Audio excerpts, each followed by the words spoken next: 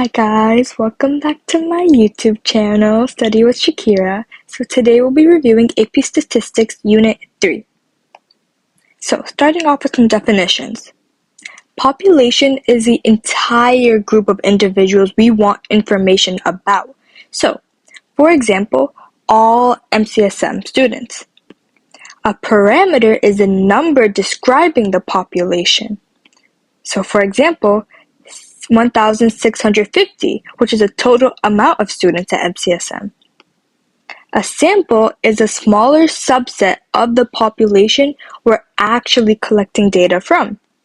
So an example is a random sample of MCSM students. A statistic is a number describing the sample. So for example, 50 randomly selected MCSM students. So sampling methods. There's a census, which is collecting data from every member of a population. A simple random sample is every individual has an equal chance to be chosen. Some examples are random number generator, a hat draw, etc. So when you're writing, you could say like label subjects 1, 2, like a number, 67, use a random number generator to select 20 subjects and survey the selected subjects. Another way is a stratified random sample, which is where you divide the population into stratas, which are groups basically, based on similarity. Then you take a simple random sample within each stratum.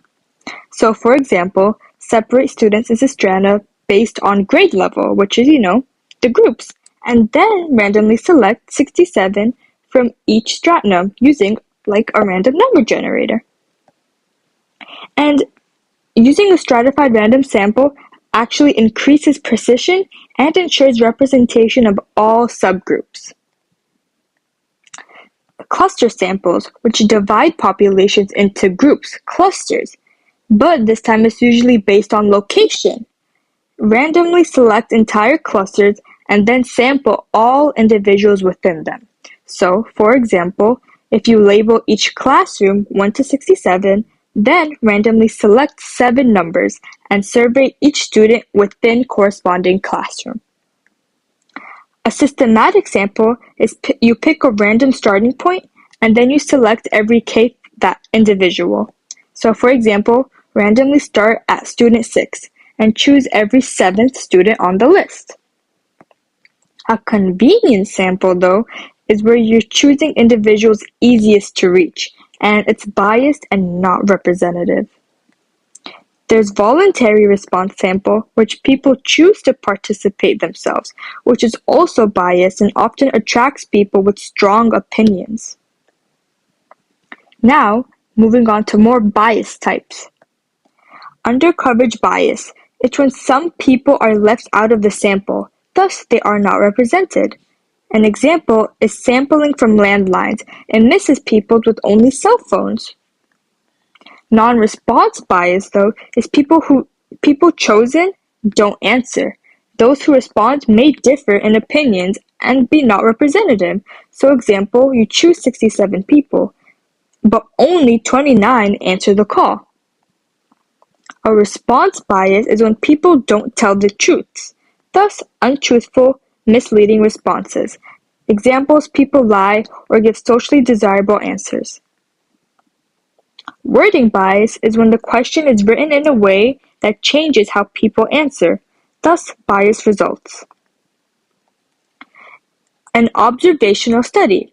It's where no treatment is imposed and you just observe relationships and it creates an association and correlation. So, random samples are needed so it can be generalized to a population. For experiments, treatments are imposed and they determine causation, if designed well though. And to have a well-designed experiment, you need replication, which means there's at least 2 subjects in the sample. Random assignment, so to impose treatments, which, also causes causation. And also have a control group to keep other variables constant and to have a group to compare to, which leads to comparison. Compare treatment groups.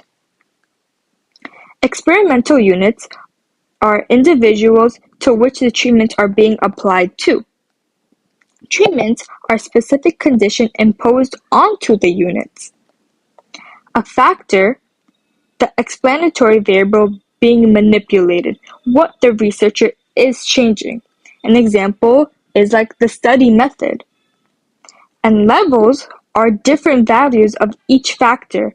For example, studying methods, there's flashcards, rereading, practice tests. Response variable is the outcome measured. Now moving on to experimental designs. So there's completely randomized design, which subjects are randomly assigned to either treatment group. There's randomized block design, where subjects first are grouped into blocks, based on a variable that could affect responses. Then treatments are randomly assigned within each block.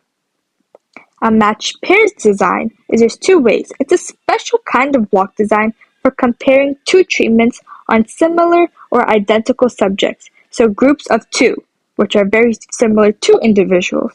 Or, more often seen, each individual receives both treatments. These are both two different types of matched pair designs. A placebo is a fake treatment that seems similar to treatments being tested. The placebo effect is when experimental units have a response to placebo.